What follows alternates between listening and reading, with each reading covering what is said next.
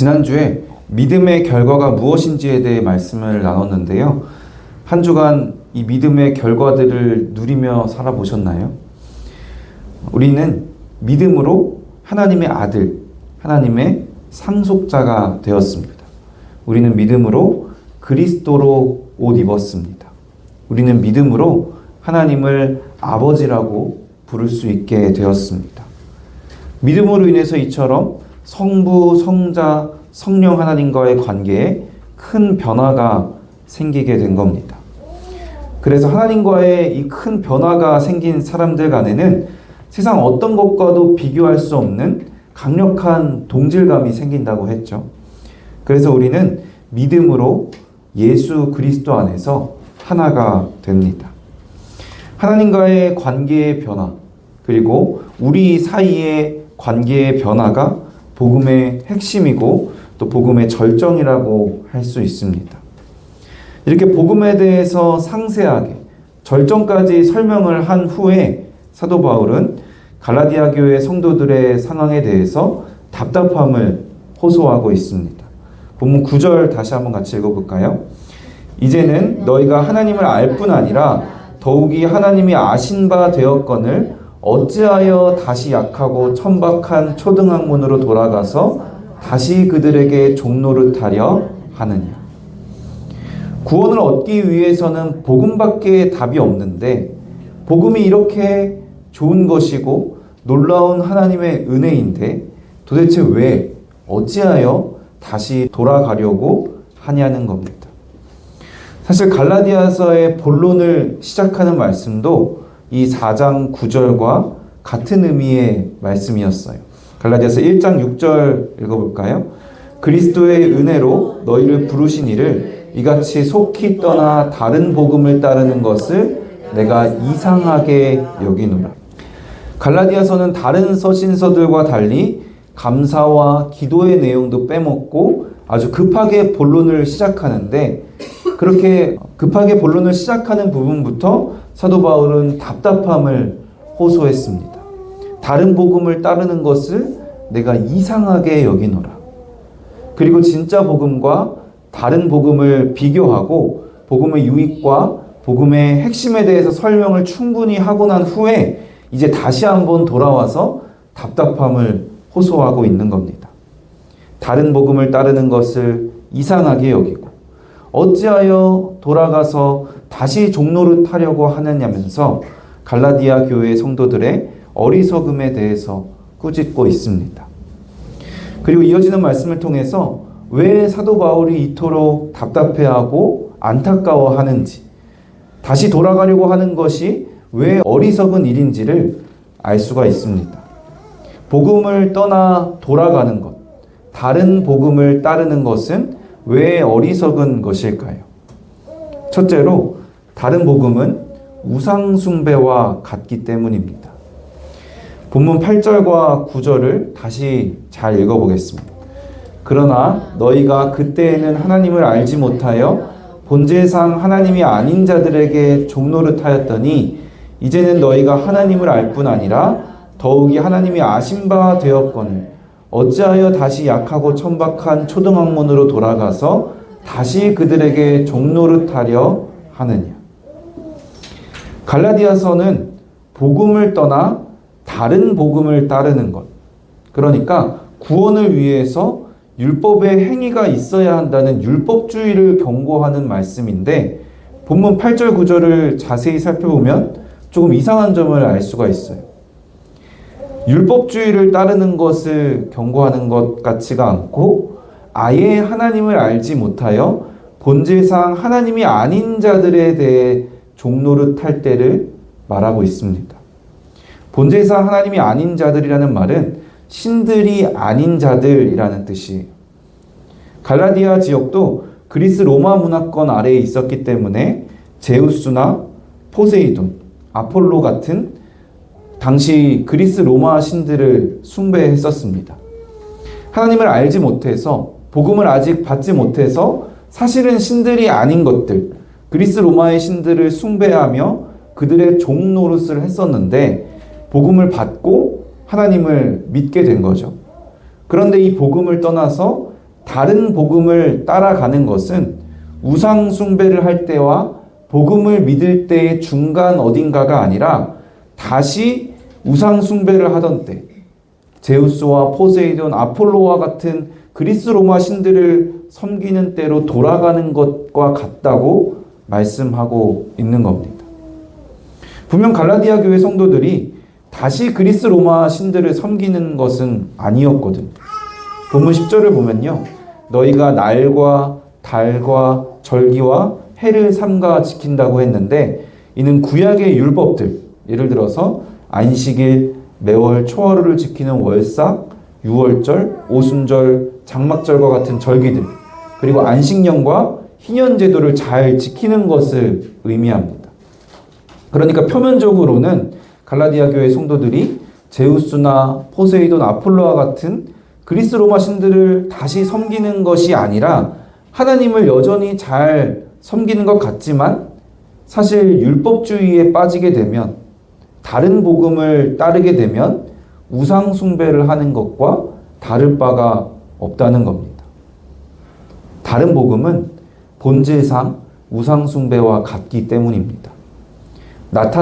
드러나는 방식만 조금 다를 뿐 우상 숭배와 다른 복음은 나를 의지한다는 점에서 동일합니다. 우상 숭배를 보면요, 어떤 절대적인 존재를 만들고 그 존재를 열심히 섬겨서 내가 원하는 것을 얻어내고자 하는 방식인 거죠. 그런데 다른 복음을 보면요, 절대적인 존재는 새로운 것이 아니라 하나님이지만 하나님을 내가 열심히 섬겨서 내가 원하는 어떤 것을 얻어내고자 한다는 것이 우상숭배와 같습니다. 절대적인 존재를 하나님으로 보니까 여전히 하나님을 믿고 하나님을 의지하는 것 같지만 그 내용을 잘 들여다보면 사실 그렇지가 않아요. 하나님이 아니라 나를 의지하는 거죠. 제우스와 포세이돈, 아폴로를 이용하듯이 하나님을 이용하려고 하는 거예요. 그러면 자연스럽게 하나님의 자리를 대신하는 우상이 생기기 마련입니다. 하나님이 구원의 은혜를 주시는 분이시기 때문에 모든 기준이 하나님이 되어야 하고 모든 섬김의 대상이 하나님이 되어야 하는데, 나를 의지해서 내가 스스로 얻어내려고 하기 때문에 나만의 기준을 만들게 되고 그 기준이 보통 내가 섬기게 되는 우상이 돼요. 갈라디아 성도들처럼 율법이 그 기준이 되면 그 율법 자체가 우상이 됩니다. 오늘날로 예를 들면 교회를 출석하는 것, 헌금하는 것, 봉사를 하는 것, 성경 읽고 기도하는 것 등등 내가 생각하는 천국에 갈 만한 기준들, 내가 잘 지켜서 천국을 얻어내려고 하는 그 기준들이 우상이 되는 거예요. 율법 자체가 악한 것은 절대 아니라는 것을 우리가 배웠죠. 그런데 그 율법이 우상이 될 수 있는 것처럼 신앙생활 자체가 악한 것은 절대로 아니지만 오히려 해야 하는 것들이지만 복음을 오해하고 신앙생활을 오해하면 그것들이 오히려 우상이 될 수가 있습니다. 교회를 출석하고 헌금하고 봉사하고 성경 읽고 기도하는 것이 하나님이 주신 은혜에 대한 감사와 기쁨으로 자연스럽게 하게 되는 것들인데, 내가 그것들을 통해 공로를 쌓고 억지로 열심히 하려고 하고 그러다가 그것들에 매이게 되고 결국에는 그것들의 종노릇을 하게 되는 거죠. 그래서 그것들을 못하게 되면 막 불안해져요. 나 이거 해야 되는데, 이거 안 하면 큰일 나는데, 이거 안 하면 하나님이 나를 미워하시고 나를 벌 주실 수도 있는데, 내가 혹시 천국 못 가는 것이 아닐까? 이렇게 불안감에 빠지게 된다는 것은 그것들의 종노릇을 하고 있다는 겁니다. 더 무서운 점은요, 제우스나 포세이돈 같은 대놓고 우상인 것들을 숭배하는 것보다 이런 다른 복음을 따르는 것이 훨씬 더 위험하다는 데 있습니다.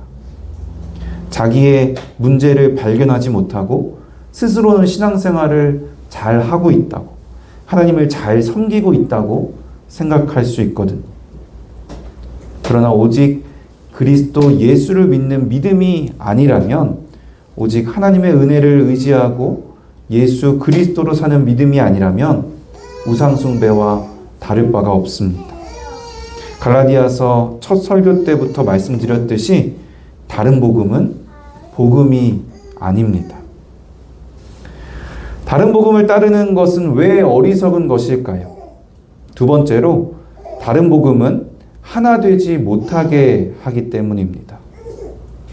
갈라디아서 4장 12절부터 16절까지는 바울과 갈라디아 성도들의 관계를 보여주고 있습니다. 갈라디아 성도들이 바울을 통해 복음을 처음 받았을 때 그들의 관계는 굉장히 특별했어요. 13절부터 15절까지만 함께 읽어볼까요? 내가 처음에 육체의 약함으로 말미암아 너희에게 복음을 전한 것을 너희가 아는 바라. 너희를 시험하는 것이 내 죄에 있으되 이것을 너희가 시험하지도 아니하며 버리지도 아니하고 오직 나를 하나님의 천사와 같이 또는 그리스도 예수와 같이 영접하였도다. 너희의 복이 지금 어디 있느냐?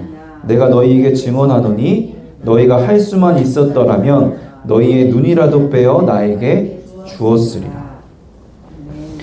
바울이 갈라디아에 복음을 전하게 된 것은 계획된 일은 아니었던 것 같아요. 바울의 육체의 약함 때문이었습니다. 아마 질병이나 부상으로 인해서 바울이 갈라디아에 머물게 된 것 같아요. 그리고 머물게 된 김에 갈라디아 지역에 복음을 전하게 된 것인데, 복음을 받아들인 갈라디아 성도들은 바울을 사랑으로 지극히 영접합니다. 바울의 약함으로 인해 시험에 들지 않고 바울을 업신여기지도 않고 오히려 하나님의 천사와 같이 그리스도 예수와 같이 영접했습니다. 더 나아가서 갈라디아 성도들이 할 수만 있었더라면 눈이라도 빼어 주었을 것이라고 해요. 갈라디아 성도들은 연약함이 있었던 사도 바울을 업신여기지 않고 오히려 사랑하고 돌보며 지극하게 영접했습니다. 이 모습이 바로 지난주에 나눈 믿음의 결과, 믿음으로 우리가 예수 안에서 하나가 되는 모습이 아니겠어요? 그런데 복음을 떠나 다른 복음을 따르게 되니까 어떻게 됐을까요? 16절 같이 읽어볼까요? 그런즉 내가 너희에게 참된 말을 함으로 원수가 되었느니. 바울을 그렇게 사랑으로 영접하던 갈라디아 성도들이었는데 다른 복음을 따르게 되니까 그들에게 바울이 원수와 같은 존재가 되어버립니다. 바울이 그들을 해코지하거나 그들에게 서운하게 대하거나 큰 잘못을 한 것도 아닌데 그저 참된 말을 했을 뿐인데 원수가 됐어요. 성도의 하나됨도 서로 사랑함도 우리가 할 수 있는 것이 아닙니다. 복음으로 인한 것, 믿음의 결과인 거죠. 복음을 떠나면 사랑도 없고 하나됨도 깨질 수밖에 없습니다. 그래서 15절을 보면 하나됨이 깨진 모습을 말하면서 너희의 복이 지금 어디 있느냐라고 묻고 있는 거죠. 관계가 깨진 이 문제가 결국 복음의 문제라는 겁니다. 4장 17절을 보면요, 다른 복음을 전파하는 거짓 선지자들이 하는 일을 이렇게 설명합니다. 오직 너희를 이간시켜. 이간하는 것, 서로 멀어지게 하는 것은 마귀의 일입니다. 에덴 동산에서부터 거짓말로 하나님과 아담과 하와 사이를 이간질했잖아요. 마귀는 계속해서 우리를 복음으로부터 멀어지게 하는 방법으로 우리의 사이도 이간질하고 있습니다. 나 스스로를 의지해서 구원이나 또 얻고자 하는 것을 스스로 얻어내려고 하는 것은 본질적으로 이기심을 기반으로 하는 우상숭배입니다. 이 우상숭배는 결코 하나됨을 중요하게 여기지 않고 하나가 될 수도 없습니다. 다른 복음을 따르는 것은 왜 어리석은 것일까요? 세 번째로, 다른 복음은 복음과 목적이 다르기 때문입니다. 다른 복음을 전파하는 거짓 선지자들의 목적은 무엇일까요? 갈라디아서 4장 17절 말씀입니다. 그들이 너희에게 대하여 열심을 내는 것은 좋은 뜻이 아니요 오직 너희를 이간시켜 너희로 그들에게 대하여 열심을 내게 하려 함이라. 거짓 선지자들도 갈라디아 성도들을 위해서 열심히 사역을 하긴 했는데 그저 하나님의 말씀에 대한 지식이 부족해서 무지함으로 다른 복음을 가르치는 것이 아니었습니다. 목적 자체가 달랐습니다. 그들의 목적은 사람들이 자신들을 추종하게 하는 것, 결국 자기들의 유익을 위한 것이었습니다. 앞서 말씀드렸듯이 다른 복음, 우상 숭배는 본질적으로 이기심을 기반으로 하고 있어요.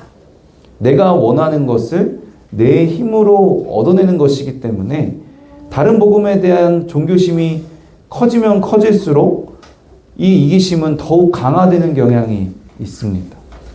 그러니까 당연히 다른 복음을 전파하는 이 지도자들도 굉장히 이기적이었던 거죠. 그들의 목적은 결국 자기들의 유익이었습니다.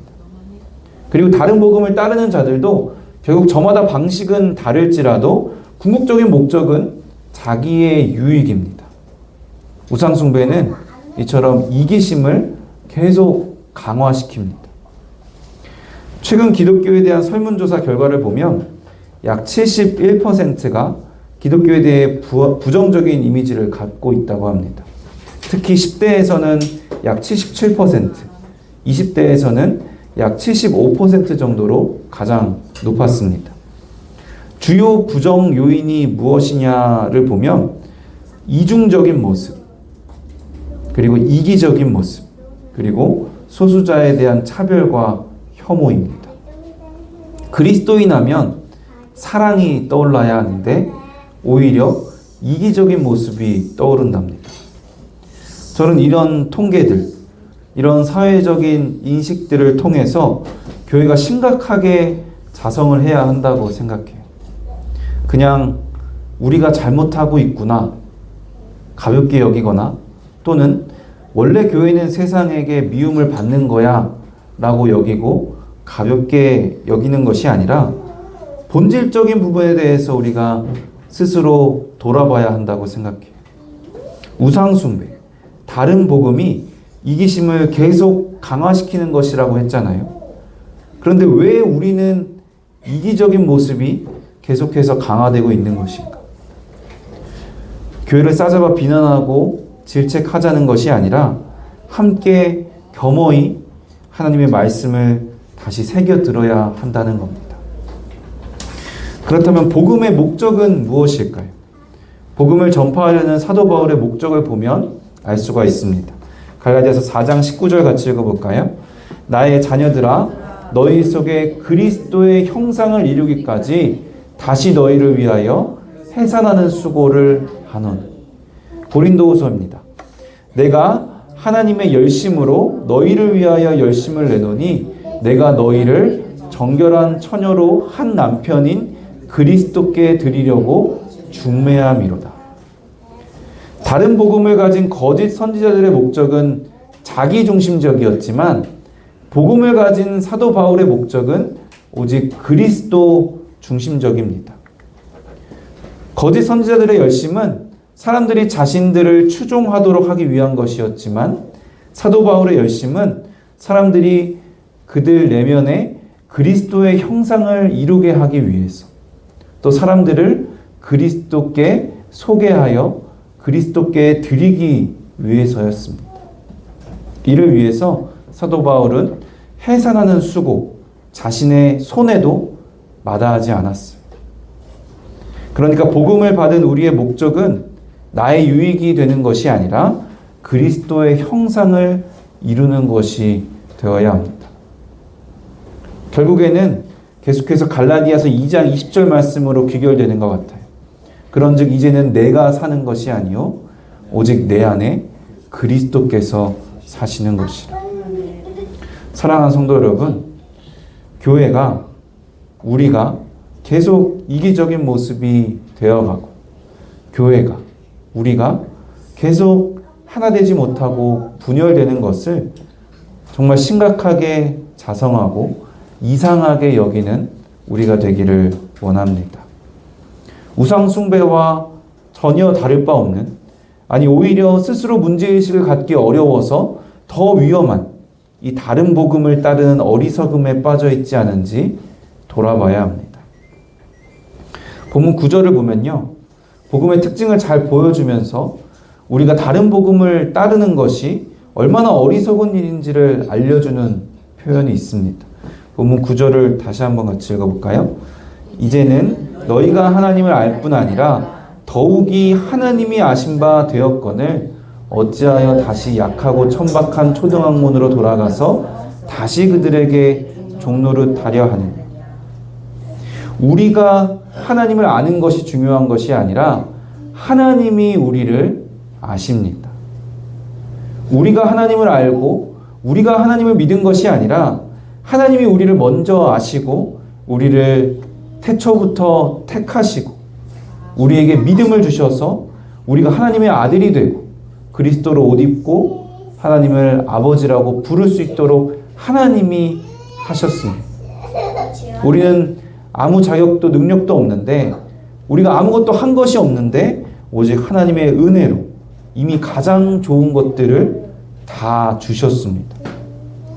그런데도 이 복음을 거부하고 다시 돌아간다면, 다시 종노릇을 하려고 한다면 얼마나 어리석고 얼마나 이상한 일이겠어요.